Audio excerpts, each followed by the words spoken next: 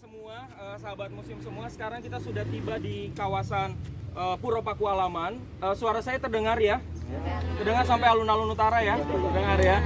Nah, selamat datang di kawasan ini. Nah, di sesi kedua ini teman-teman, saya akan bercerita tentang penggunaan vegetasi dalam sistem kebudayaan masyarakat Jawa. Ya, sebelum saya bercerita tentang vegetasi dalam sistem kebudayaan masyarakat Jawa, saya harus memberikan pengantar dulu terkait dengan keberadaan Kadipaten Pakualaman atau Puro Pakualaman. Ya, mungkin sebagian besar di antara Bapak Ibu dan teman-teman sahabat museum semua sudah tahu, ya, sudah mengenal bahwa Kadipaten Pakualaman ini lahir karena peristiwa yang terjadi di sekitar awal abad ke-19, ya. Jadi tahun 1800-an, teman-teman. Ada yang udah lahir? Ada yang udah lahir tahun 1800-an? Saya karena saya bisa cerita ya, berarti saya lahir 1800-an. Nah, teman-teman, di awal abad ke-19, jadi tahun 1800-an awal, itu terjadi semacam pergantian politik di kawasan Nusantara, terutama di Pulau Jawa, terkait dengan penguasaan wilayah yang tadinya dikuasai oleh VOC. Ya, VOC itu teman-teman sebagian besar mungkin tahu ya. Tahu ya VOC apa? Tahu nggak VOC? Tahu. Perusahaan Dagang Hindia Timur. Kalau dalam kepanjangannya teman-teman, VOC adalah Verenigde Oost-Indische Compagnie. Ya, Persekutuan Dagang Hindia Timur yang bangkrut tahun 1799.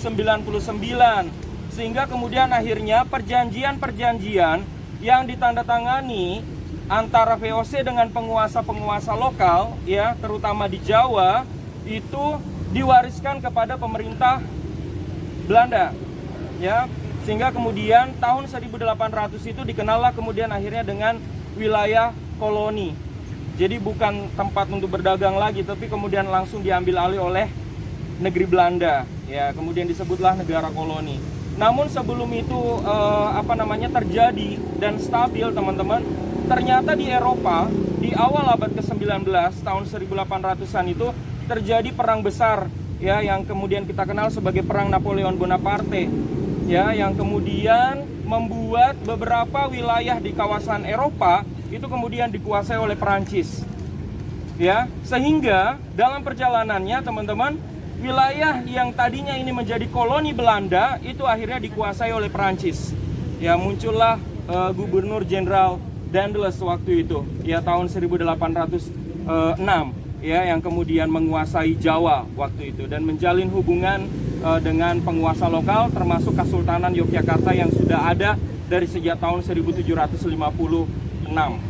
Ya, jadi Daendels ini kemudian menguasai Jawa, ya. Terus kemudian lambat laun ternyata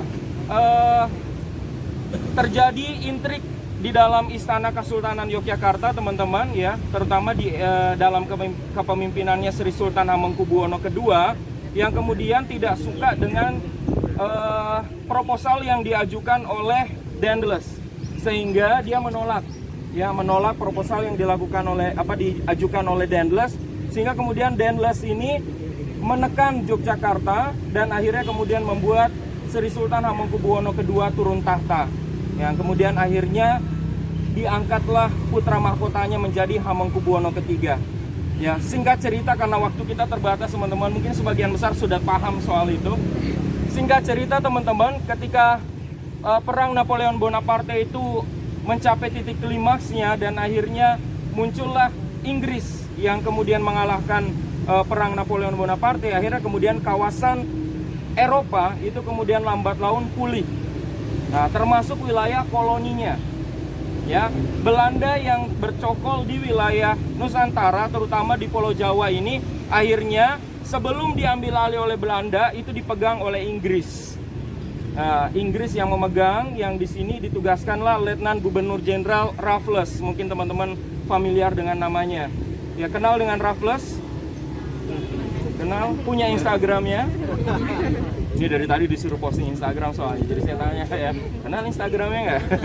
Ya, Raffles ini, teman-teman, ya. Nah, Raffles yang kemudian mengambil alih wilayah Jawa, ya. proses pengambil alihan dari Prancis ke Inggris ini dimanfaatkan oleh Kesultanan Yogyakarta, yaitu Sultan Hamengkubuwono II, untuk kembali naik tahta. Ya, kembali naik tahta, HB2 ini naik tahta, terus kemudian menurunkan anaknya yang tadi dinaikkan oleh Daendels sebagai Hamengkubuwono III, diturunkan kembali menjadi putra mahkota. Ya, nah seperti itu ceritanya teman-teman. Nah, ketika Raffles datang ke Yogyakarta, dia juga mengajukan proposal yang sama, yang seperti yang dilakukan oleh Daendels. Ternyata Sri Sultan Hamengkubuwono II juga menolak proposal yang diberikan oleh Raffles. Ya, proposalnya itu isinya adalah kayak terkait dengan penguasaan tanah, terus kemudian penguasa-penguasa lokal di daerah Pantura yang harus betul-betul menjadi di bawah pengawasan dan kekuasaan Inggris waktu itu. Akhirnya kemudian ditolak oleh Sri Sultan Hamengkubuwono II.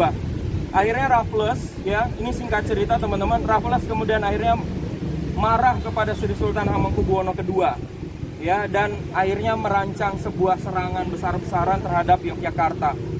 Nah, salah satu pihak yang kemudian membantu serangan Raffles terhadap Kesultanan Yogyakarta, yang pertama adalah Mangkunegaran. Ya, Mangkunegaran itu terlibat dalam serangan itu.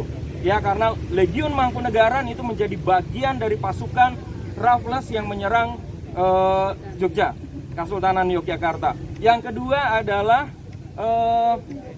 Pangeran Notokusumo. Ya, Pangeran Notokusumo yang kemudian nanti kelak bergelar sebagai Paku Alam pertama. Ini juga ikut terlibat dalam upaya penyerangan itu. Ya. Nah, yang bersahabat dekat dengan putra mahkota, ya, putra mahkota yaitu tadi yang Hamengkubuwono III yang diturunkan dari tahtanya itu. Ya, supaya mengamankan posisi kawannya, dia juga terlibat dalam proses penyerangan itu. Akhirnya kemudian Kesultanan Yogyakarta diserang, ya, yang kemudian kita kenal dengan peristiwa Geger Sepoi, ya, pada bulan Juni 1812. Akhirnya Keraton Yogyakarta jatuh, ya, dan Sri Sultan Hamengkubuwono II ditangkap dan dibuang ke Pulau Penang, ya, ke Malaysia, dibuang ke Malaysia, ya, karena Malaysia kekuasaan Inggris waktu itu, dibuang ke sana. Terus kemudian atas usulan Kapiten Cina Tanjing-Sing ini, akhirnya kemudian putra mahkota, ya, naik tahta lagi.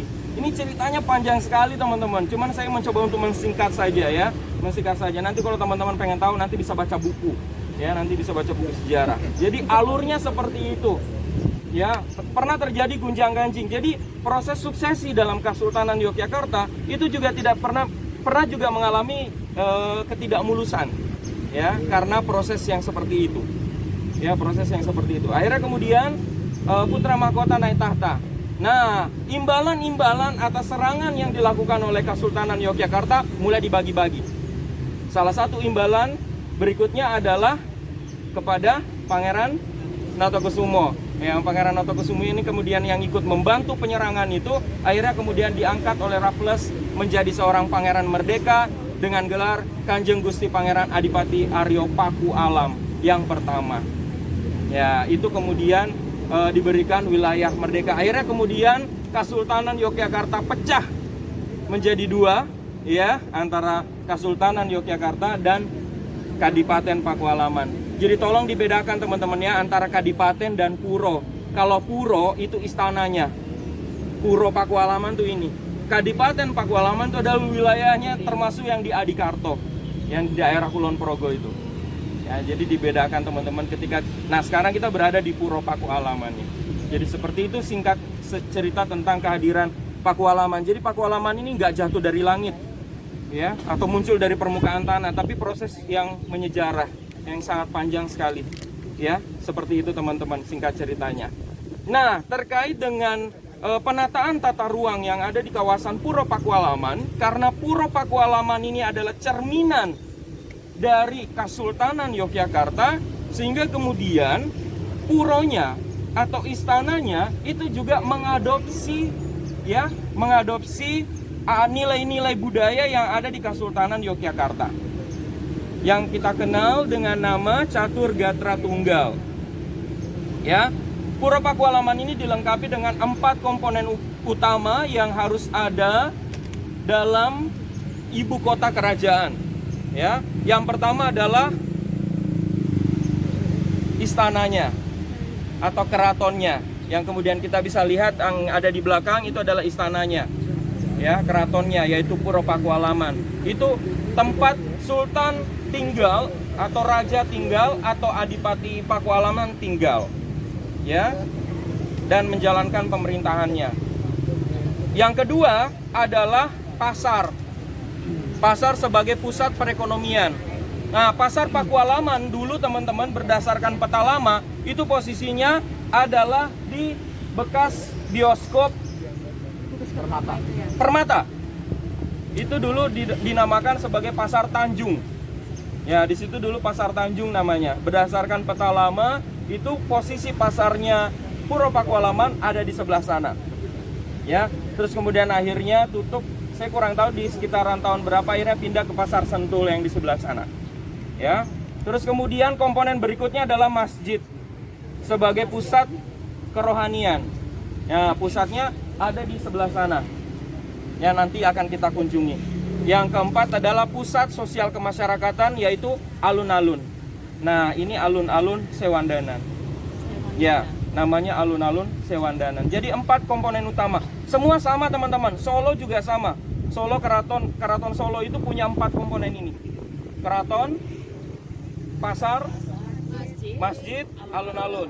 Nah, Kesultanan Yogyakarta juga sama, punya keraton, alun-alun, pasar, masjid.